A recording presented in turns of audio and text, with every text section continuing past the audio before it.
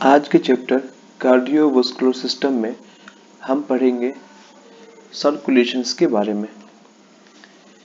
Heart pump करता है तो दो तरह के सर्किट में सर्कुलेशंस होता है, जिसमें ये क्रमशः होगा सिस्टेमिक सर्कुलेशंस और पल्मोनरी सर्कुलेशन। इन दो सर्कुलेशंस को हम समझते हैं। जब हम दोनों सर्कुलेशंस को देखेंगे तो ये दोनों सर्कुलेशंस दो सर्किट के रूप में अरेंज होता है as a in a series. जैसे कि एक का आउटपुट एक सर्किट का दूसरे का इनपुट होता है। सिस्टेमिक सर्कुलेशन में सर्कुलेट करता है ब्लड पूरे बॉडी में except for the alveoli of the lungs, और पल्मोनरी सर्कुलेशंस में एयर सेक या अल्वियोली में ब्लड का सर्कुलेशंस होता है। तो सिस्टेमिक सर्कुलेशन और पल्मोनरी सर्कुलेशंस, सिस्टेमिक का मतलब पूरे शरीर में सर्कुलेशन होना एक्सेप्ट फॉर द लंग्स, और पल्मोनरी सर्कुलेशंस का मतलब लंग्स कहने का मतलब अल्वियोली में एयर सेक में ब्लड का सर्कुलेशन होना। यहां हम देख सकते हैं इस फिगर्स में सबसे पहले कि ब्लड इंटर करेगा राइट साइड में, राइट एट्रियम में, राइट एट्रियम से राइट वेंट्रिकल्स में थ्रू द ट्राइकस्पिड वाल्व, जो कि एक एट्रियो वेंट्रिकल वाल्व है।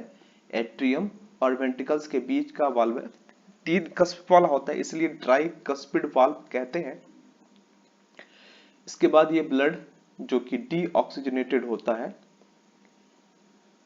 इस वाल्व का नाम है पल्मोनरी वाल्व, जो कि एक सेमी लूनर वाल्व होता है। इस सेमी लूनर वाल्व से होते हुए ब्लड जाएगा पल्मोनरी ट्रंक्स में, और वहां से फिर राइट और लेफ्ट साइड में और राइट साइड के लंग्स में, ये हम देख सकते हैं कि यहाँ पे लंग्स में यहाँ निकलते हुए लेफ्ट और राइट लंग्स में ब्लड इंटर करता है, जहां पर वो अल्वियोली में जाता है, और वहां से फिर ऑक्सीजनेटेड ब्लड को वापस लेकर आता है लेफ्ट साइड में, लेफ्ट एट्रियम में, जहां से वो बाइकस्पिड या माइट्रल वाल्व को क्रॉस करते हुए पहुंचता है लेफ्ट वेंट्रिकल्स में।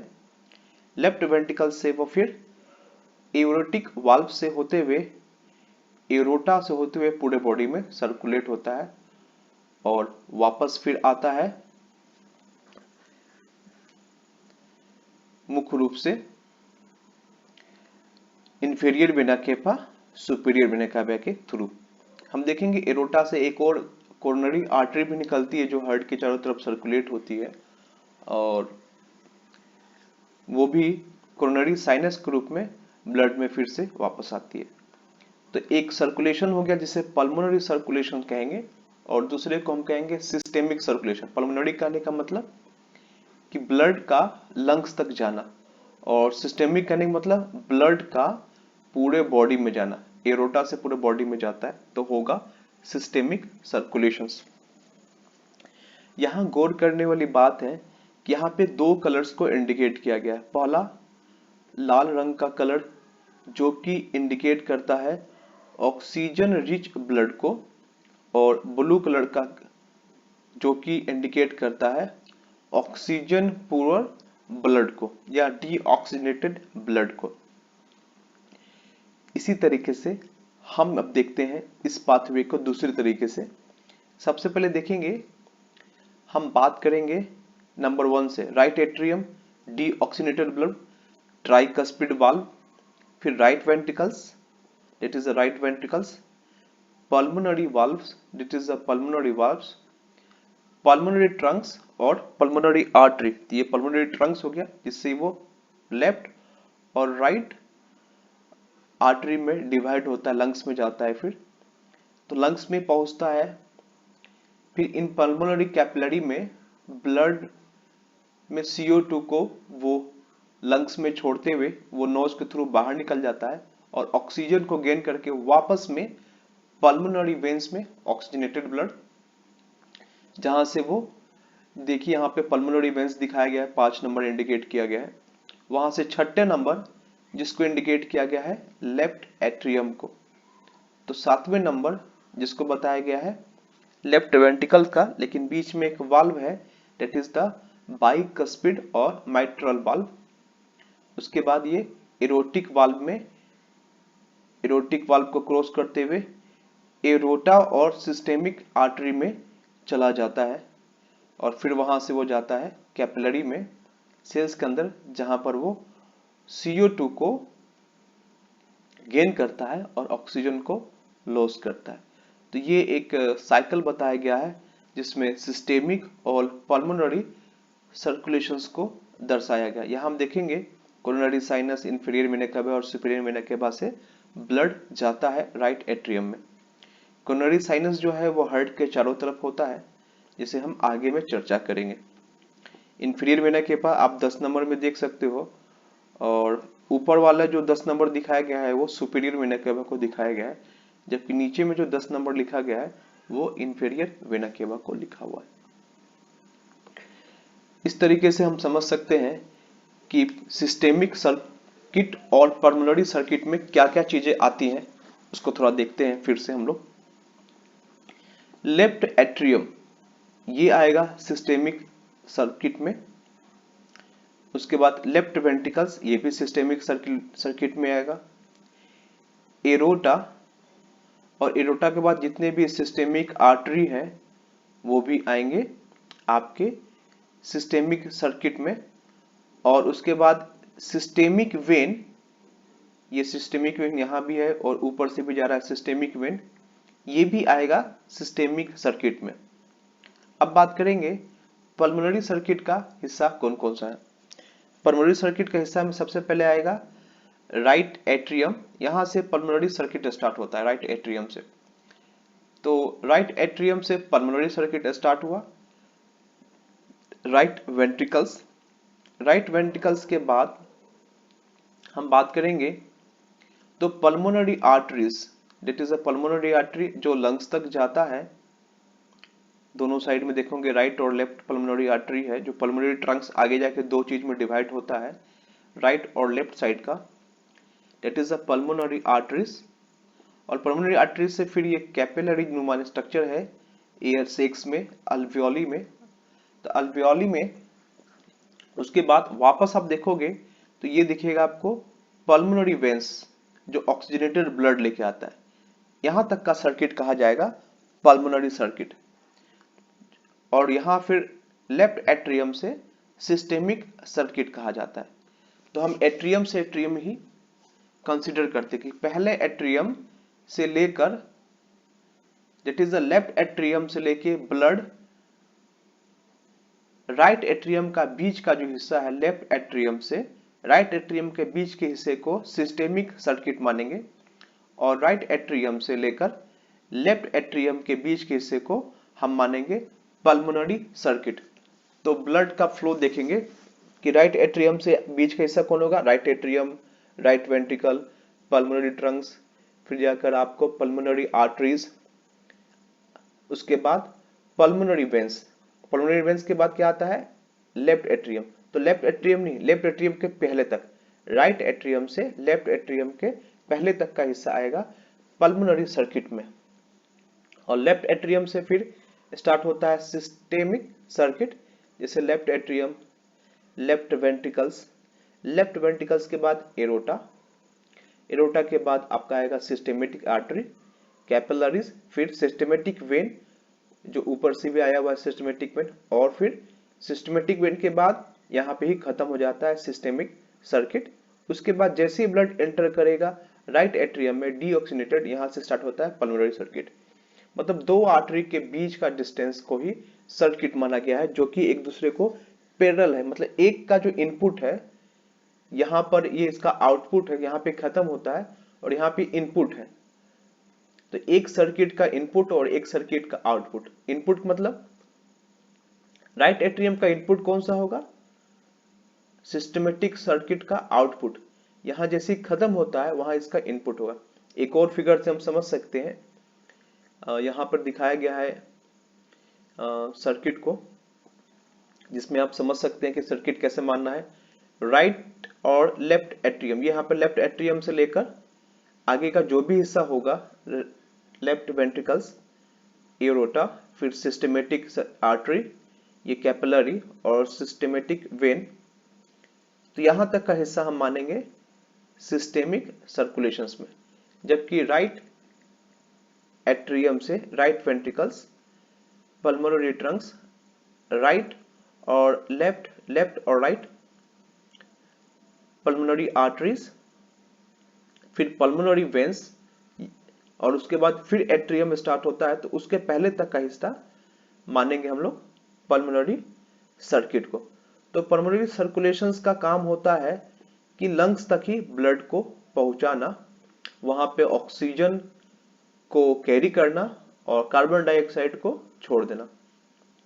जबकि सिस्टेमेटिक सर्कुलेशन का काम है जो यहां से स्टार्ट होता है, तो हम देखेंगे कि सिस्टेमेटिक सर्कुलेशंस का काम है ऑक्सीजन को पूरे टिश्यू तक पहुंचाना और कार्बन डाइऑक्साइड को लेकर वापस से पहुंचाना कहां पर, हार्ट में, राइट एट्रियम में, ताकि राइट एट्रियम फिर आगे चलकर उसे पल्मोनरी सर्किट में भेज सके, लंग्स में भेज सके और CO2 बाहर चला जाए, ऑक्सीजन को गेन कर सके।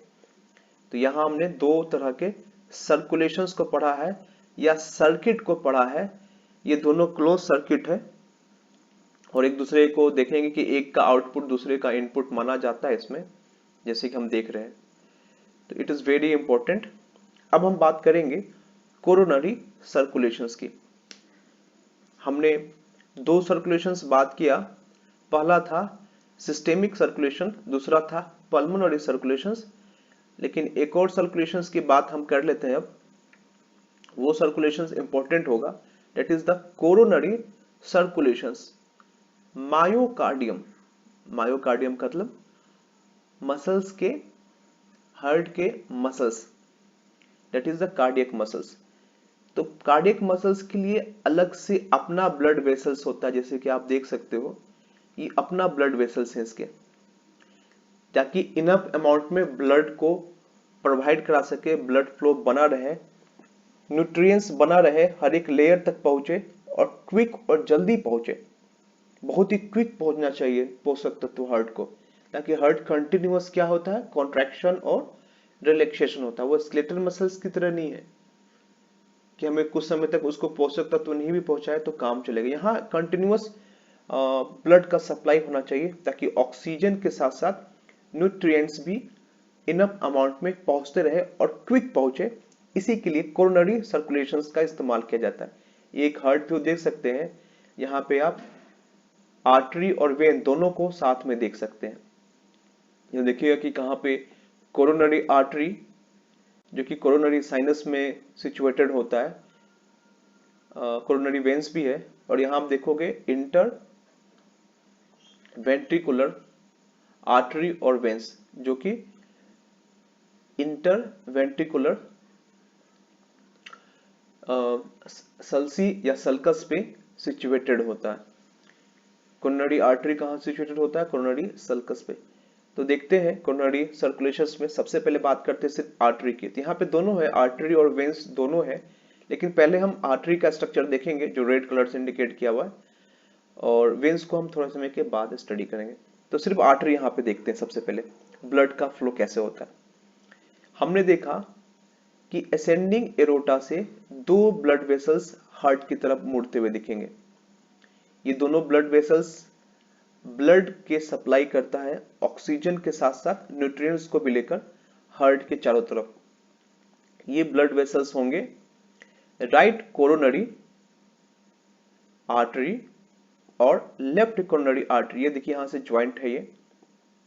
तो हम देखेंगे इसके ब्रांचेस आगे की तरफ, ये कोरोनरी सल्कस से होते हुए फिर ये दो साइड में ये घूमता है। पहला इसका मार्जिनल ब्रांच जो है वो आएगा वेंट्रिकल्स के साइड में, that is the right ventricles में।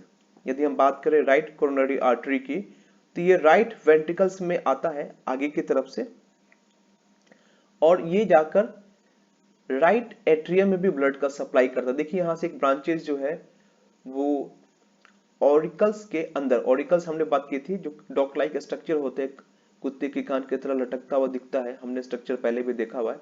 तो ऑरिकल्स के नीचे से ये एट्रियम को भी ब्लड सप्लाई करता है, मतलब इसके ब्रांचेस दोनों साइड में है, वेंट्रिकल्स में भी है और एट्रियम में भी, राइट वेंट्रिकल्स में और राइट एट्रियम में इसके ब्रांचेस दिखते हैं।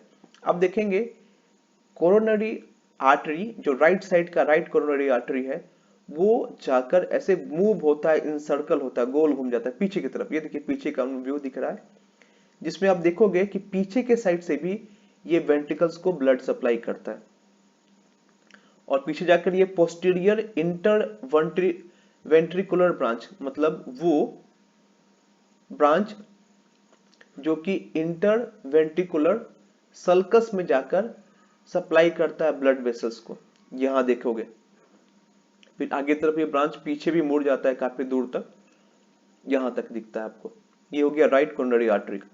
लेफ्ट साइड का देखते हैं कोरोनरी आर्टरी को, तो ये सीधे नीचे की तरफ घूमता है और ये एंटेरियर इंटर वेंट्रिकुलर ब्रांच में दिखेगा। आप देख सकते हो यहाँ से बिल्कुल सीधे की तरफ ये आता है, जहां पे एक सल्कस होता है, हमने स्टार्टिंग में भी चर्चा की थी सल्कस की, तो आप देख सकते हो सल्कस को। तो ये देखिए सल्कस को, ये सल्कस से सीधे एक ब्रांचेस आता है, हालांकि इसमें आर्टरी और वेन्स दोनों है, सीधा यहाँ से नीचे हुए दिखता है इस सल्कस में, एंटीरियर इंटर वेंट्रिकुलर सल्कस में। तो हम चर्चा करेंगे उस सर्कुलेशंस की। एंटीरियर इंटर वर्टिकुलर ब्रांचेस जो कि एंटीरियर इंटर वेंट्रिकुलर सल्कस में ब्लड और न्यूट्रिएंट्स को सप्लाई करता है। यहाँ ब्रांचेस देखो कि राइट साइड में और लेफ्ट साइड में, दोनों साइड में इसके ब्रांचेस मिलेंगे, जो राइट वेंट्रिकल्स और लेफ्ट वेंट्रिकल्स दोनों को ब्लड सप्लाई करेंगे। और उसके बाद हम देखेंगे यहाँ से एक सर्कमफ्लेक्स ब्रांचेस जो है पीछे के साइड में घूमता है। यहाँ देखिए सर्कमफ्लेक्स ब्रांचेस है, वो पीछे के साइड में भी घूमते हुए दिखेगा। ये इसका स्ट्रक्चर हो गया। तो right coronary artery, left coronary artery, और both arises from the ascending aorta. ये असेंडिंग एओर्टा हो गया, ये आर्क ऑफ एओर्टा हो गया, तो एओर्टा का पार्ट्स है, ये हो गया डिसेंडिंग एओर्टा। तो एओर्टा में ब्लड कहां से आता है जी? लेफ्ट वेंट्रिकल से, लेफ्ट वेंट्रिकल से ही ब्लड आता है असेंडिंग एओर्टा में, that is a oxygenated blood. और वहां से दो ब्रांच, सबसे पहले आता है हार्ट को, फिर वो आगे की तरफ पूरे बॉडी में चला जाता है, पूरे बॉडी को सर्कुलेट करने के लिए। तो ये हमने कोरोनरी सर्कुलेशंस पढ़ते हैं। एक टर्म आता है एनास्टोमोसिस।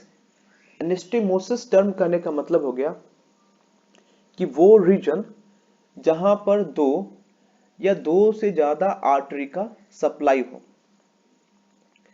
ये क्यों जरूरी होता है? तो कुछ ऐसे रीजन जैसे आप देखोगे वेंट्रिकल्स में, तो वेंट्रिकल्स में भी आप देखोगे राइट कोरोनरी आर्टरी का भी सप्लाई है वेंट्रिकल्स में, और लेफ्ट कोरोनरी आर्टरी, दोनों जगह से ये आर्टरी का सप्लाई दिया हुआ है हार्ट को। कोशिश करता है कि राइट और लेफ्ट साइड दोनों साइड में ब्लड का सप्लाई कर दे। ये भी हल्का सा घूम गया है, तो उस रीजन को कहा गया है जहां पे दो तरह के ब्लड आर्टरी का सप्लाई हो, दैट इज द एनास्टोमोसिस कहते हैं उसे। ये क्यों जरूरी होता है? सपोज कभी कोई एक आर्टरी ब्लॉकेज हो जाए, पार्शियल ब्लॉकेज हो जाता है, मान लो राइट कोरोनरी आर्टरी में, कोरोनरी आर्टरी में ब्लॉकेज हो गया कहीं, तो लेफ्ट कोरोनरी आर्टरी जो है वो ब्लड को इनफ सप्लाई कर सके ताकि ब्लड में जो ऑक्सीजन और न्यूट्रिएंट्स है वो हार्ट को और हार्ट के लगभग सभी पार्ट को आराम से मिल सके। तो पार्शियल ब्लॉकेज से भी कोई फर्क ना पड़े, हल्का सा ब्लॉकेज हो भी गया तो ऑक्सीजन और न्यूट्रिएंट्स दोनों सफिशिएंट अमाउंट में पहुंच सके, ये काम होता है। तो वैसे रीजंस को एनास्टोमोसिस कहते हैं, जो हार्ट में बहुत जगह आपको दिखेगा, क्योंकि ये राइट कोरोनरी आर्टरी पे सर्कुलेट होके पीछे से भी ब्लड को सप्लाई करता है मुख्य रूप से। इसके साथ साथ ये इंटरवेंट्रिकुलर ब्रांचेज है, जहां से ब्लड सप्लाई थोड़े से दोनों साइड में हल्के फुल्के दिखेंगे, राइट वेंट्रिकल्स में भी और लेफ्ट वेंट्रिकल्स में भी ब्लड का सप्लाई होते हुए दिखेगा। It is very important for us, that is supply to the each and everything. अब बात करेंगे हम लोग कोरोनरी आर्टरीज की। तो कोरोनरी आर्टरी डिलीवर करता है ऑक्सीजनेटेड ब्लड न्यूट्रिएंट्स को मायोकार्डियम में, पहला। इट इज वेरी इंपॉर्टेंट कि ये ब्लड को कहाँ और कैसे सप्लाई करता है। दूसरा देखेंगे यदि कोरोनरी आर्टरीज में, तो कोरोनरी आर्टरी डिलीवर करेगा ऑक्सीजनेटेड ब्लड और न्यूट्रिएंट्स को मायोकार्डियम मतलब हार्ट के मसल्स को, जो कि मिडल लेयर्स होती है कार्डियक मसल्स का बना होता है। इसके ब्रांचेस अराइजेस होंगे असेंडिंग एरोटा से, हमने देख लेते हैं एक बार। इंसर्कल करेगा हार्ट को, चारों तरफ घुमा हुआ रहेगा। जब कॉन्ट्रैक्शन करता है हार्ट तो लिटिल ऑफ ब्लड फ्लो करता है कोरोनरी आर्टरी में, और जब रिलैक्स होता है हार्ट तो प्रोड्यूस करता है हाई प्रेशर ऑफ एरोटा में, और ब्लड प्रोपेल होता है कोरोनरी आर्टरी में। कोरोनरी आर्टरी से ब्लड कहाँ जाता है? कोरोनरी आर्टरी से ब्लड जाता है कैपिलरी में, और वहां से जाता है कोरोनरी वेंस में। तो यहाँ पे भी कोरोनरी आर्टरी है, वेंस कैपिलरी का कंसेप्ट आएगा और कोरोनरी वेंस का कंसेप्ट आएगा। ये सर्कुलेशन बताया है कि ब्लड का फ्लो कहाँ और कैसे होता है। तो हार्ट में कॉन्ट्रैक्शन और रिलैक्सेशन की वजह से प्रेशर डिफरेंसेस आएगा और ब्लड का फ्लो आगे की तरफ होगा, आर्टरी से, कोरोनरी आर्टरी से कोरोनरी कैपिलरी, और उसके बाद कोरोनरी वेंस में ब्लड का फ्लो होता है। अब हम देखेंगे जब ब्लड कोरोनरी वेंस में पहुंचता है तो वो CO2 को रिमूव करेगा। यहां पर देखते हैं हम कोरोनरी वेंस को। कोरोनरी वेंस जो है ये CO2 को रिमूव करेगा और वास्ट प्रोडक्ट को मायोकार्डियम से ये रिमूव करता हुआ दिखेगा आपको। उसके बाद ये डिलीवर करेगा oxygen blood into the large vascular sinus, जिसे हम लोग कोरोनरी साइनस कहते हैं। एक वस्कुलर साइनस है। वस्कुलर साइनस कहने का मतलब हो गया एक थीन वॉलेड जिसमें कोई भी स्मूथ मसल्स ना हो और इसका डायमीटर भी अल्टर हो, अलग हो थोड़ा सा। यहां हम देख सकते हैं कोरोनरी साइनस। यही कोरोनरी साइनस जो है ये जाकर हार्ट में फिर से ब्लड को वापस देता है, that is the right atrium में। तो राइट एट्रियम में तीसरी जो वेन है वो है कोरोनरी साइनस की। तो ये कोरोनरी साइनस बहुत ही इंपॉर्टेंट है जो राइट एट्रियम में इम्पिटी करता है ब्लड को। सुपेरियर वेना केवा पहला, इंफेरियर वेना केवा, और तीसरा होता है कोरोनरी साइनस। तो ब्लड कहां से आया? ब्लड आता है एरोटा से। एरोटा से कहां गया? कोरोनरी आर्टरी में, राइट और लेफ्ट कोरोनरी आर्टरी में, वहां से कैपिलरी में, कैपिलरी से कोरोनरी वेंस में, और कोरोनरी वेंस से ये जाता है फिर कोरोनरी साइनस में। तो देखते हैं इसमें कौन कौन से देखेंगे। सबसे पहले इसके ब्रांचेस के बारे में। स्मॉल कार्डियक कोरोनरी वेंस के देखेंगे कौन कौन से ब्रांचेस है। स्मॉल कार्डियक, उसके बाद एंटीरियर कार्डियक। एंटीरियर कार्डियक से फिर ये ब्रांच मूव करेगा, और मूव करेगा तो फिर इसे कहेंगे मिडल कार्डियक ब्रांच। ये सब ब्रांचेस लगभग राइट एट्रियम में पाए जाते हैं, और मिडल वाला जो है ये बीच में पाया जाता है। लगभग आप बात करोगे तो इंटर वेंट्रिकुलर सेप्टम में या इंटर वेंट्रिकुलर सल्कस में ये ब्रांचेस पाए जाएंगे, इसलिए इसे मिडल कार्डियक कहा गया है। लेफ्ट साइड में देखोगे तो लेफ्ट साइड में ये ग्रेट कार्डियक, उसके बाद यहां से ये घूम के रोटेट होके और ये सर्कुलेट होके दोनों के दोनों जो ब्रांचेज है मिलते हैं कोरोनरी साइनस में जाकर। यहाँ पे कोरोनरी साइनस मिलता है आपको, देखिएगा कि राइट साइड में और लेफ्ट साइड का दोनों ब्रांचेस कोरोनरी साइनस में मिलता है। और कोरोनरी साइनस जो है ये ब्लड को डिलीवर करता है राइट एट्रियम में। तो कोरोनरी सर्कुलेशंस हमने देखा दोनों को, ये वेंस को और ये आर्टरी और वेंस को दिखाया गया है।